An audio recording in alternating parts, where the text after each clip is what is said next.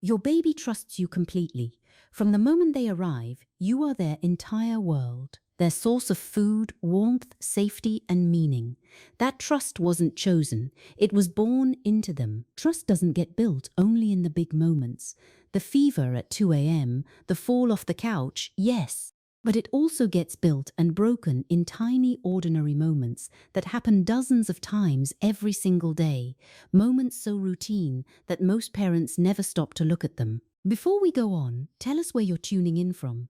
And if you're loving this story, subscribe, because tomorrow we have something extra special waiting for you. The habits that quietly erode your baby's trust aren't the dramatic ones. They're the ones that look completely fine from the outside, passed down through generations because they seem harmless. To your baby's nervous system, to the part of their brain that is right now learning what the world is and whether it can be relied upon, these habits send a very specific signal, and that signal shapes what comes after. 1. Promising things you don't follow through on. In a minute. We'll do that later. Yes, after this. And then later doesn't come. To an adult, that's just the texture of a busy life. To a baby and toddler, whose entire experience of the world is built around learning whether the people who speak to them can be believed, it carries real weight.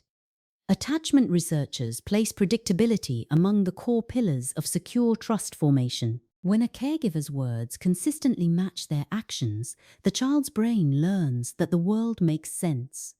When that consistency is absent, not occasionally, but as a pattern, a quiet recalibration happens at the level of the nervous system. Words don't always mean what they say. I need to stay alert.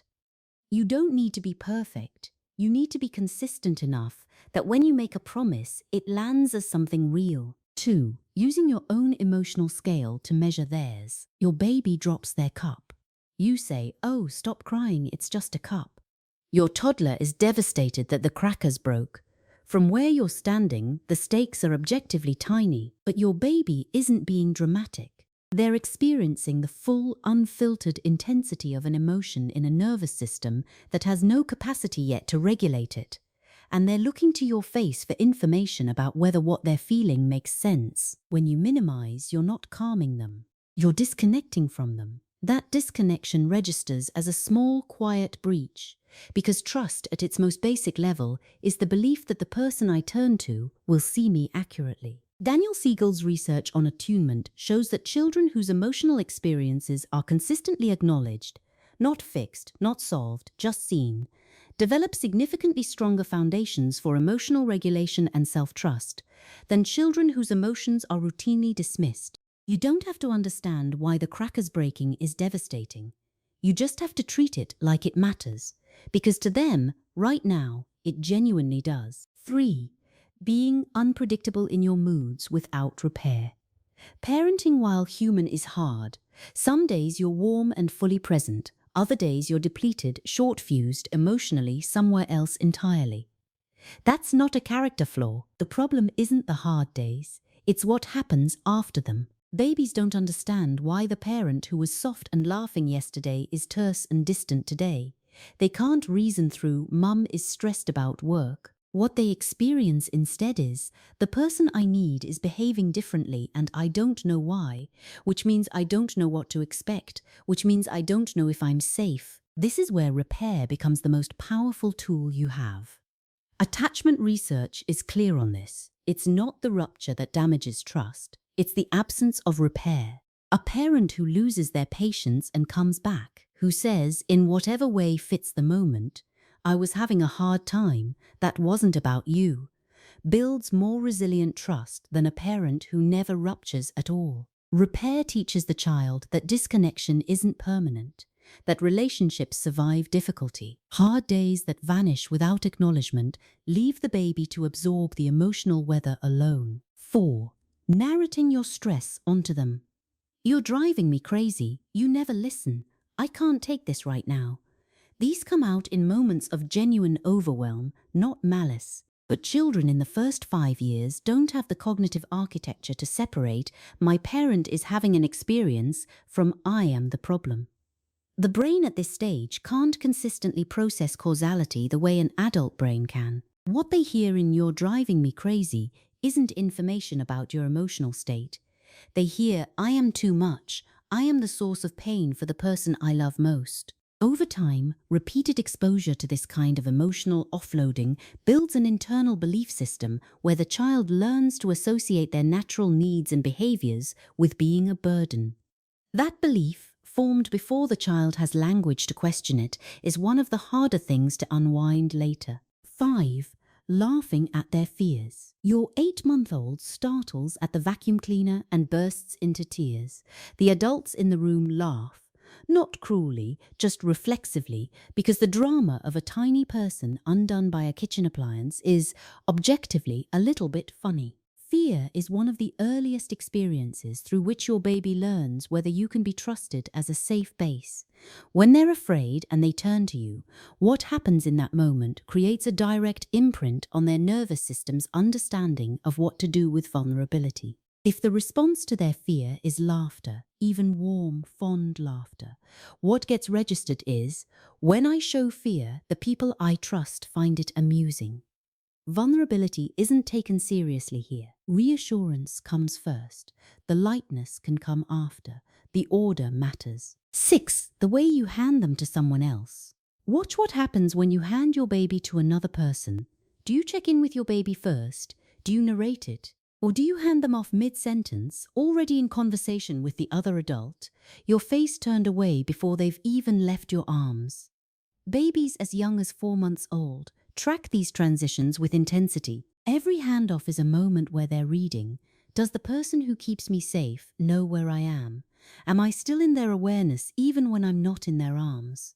Research on secure-based behavior has found that infants whose caregivers narrate transitions, "I'm going to pass you to grandma for a minute, I'll be right here," show measurably lower cortisol during those transitions than infants whose handoffs happen without acknowledgement. You don't need to make it a ceremony, you just need to let them know it's happening.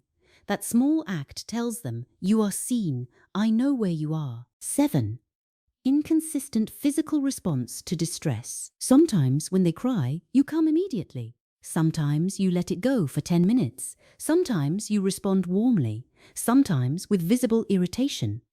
None of this in isolation is catastrophic, but the pattern, the unpredictability of what kind of response is coming, produces what researchers call anxious attachment, and the mechanism is worth understanding. When a baby's distress is met with consistent, predictable comfort, the brain learns a sequence. I feel bad, I signal, help comes, I feel better. Practiced hundreds of times, that sequence becomes the template for the child's understanding of relationships and their own capacity to seek help. When the response is inconsistent, the brain can't build that clean pathway. Instead, I feel bad, I signal, I don't know what's coming. That uncertainty doesn't teach resilience, it teaches hypervigilance. The baby learns to escalate their signaling because low-level signals don't reliably produce a response. The fussier baby, the clingier toddler, is often not a difficult child. They're a child whose nervous system has learned, correctly, that you have to work harder to get a consistent response. 8. Breaking eye contact during emotional moments.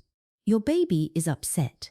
They're looking directly at you with that full, unguarded gaze, the one that feels like they're looking straight through your face into something deeper. And you look away because the intensity of that gaze when they're distressed is genuinely uncomfortable, and we're wired to relieve discomfort by breaking contact. Eye contact during distress is one of the primary mechanisms through which co-regulation happens. Your face, specifically the muscles around your eyes, the softness or tension in your expression, is transmitting a continuous stream of information to your baby's nervous system about whether the situation is survivable, about whether the person they need is fully here. When you break eye contact at the moment of peak distress, the signal cuts out. Over time, if distress consistently produces a looking away response, the baby begins to associate emotional vulnerability with a withdrawal of connection. That association, built in the first year of life, can shape a person's relationship with intimacy for decades. Hold the gaze, especially when it's hard. 9. Humor at the wrong moment. There is real developmental value in joyful, laugh-filled interaction. Babies who experience warm, attuned humor with their caregivers show stronger social development, more flexible thinking, and higher resilience. Laughter between a caregiver and child is genuinely good for the developing brain, but there's a specific misuse of humor that quietly erodes trust, using it to redirect a genuine emotional moment before it can complete. Your toddler comes to you after a fall, genuinely shaken. You do a little boom boom crash bit to make them laugh, because if they laugh, they stop crying and the moment is over.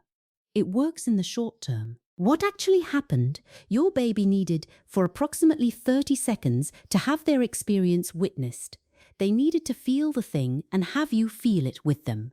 Instead, the emotional moment got redirected. Over time, that redirection teaches a child that when they're genuinely hurting, the response is performance. The way to get connection here is to appear happy, not to actually feel what they feel. Humor is a gift. The timing problem comes when it's used as an exit from genuine emotion rather than arising naturally after that emotion has been witnessed. 10. Changing the rules. Yesterday, you let them stand on the couch. Today, you're strict about it. Last week, you were firm about bedtime. This week, you've caved 3 nights running. You say no and then yes when they push back hard enough. Children don't experience inconsistent rules as freedom. They experience them as chaos. And in chaos, the nervous system cannot settle. Research on authoritative parenting, warm and firm and consistent, not authoritarian, not permissive, consistently shows that children raised with clear, predictable limits develop stronger trust, higher self-regulation, and more security than children raised in either overly strict or overly permissive environments. The rules themselves matter less than their consistency. A household where no standing on the couch is always no is easier for a child's developing brain to navigate than one where it depends on factors the child cannot predict or understand. Predictability is safety. Safety is trust. 10 habits, all ordinary, all done by loving, present, genuinely good parents every single day in houses full of warmth and good intentions. None of them are signs of failure. Every single one is a place where understanding changes behavior and behavior changes outcomes. Your baby doesn't need a perfect parent. The research has never suggested that.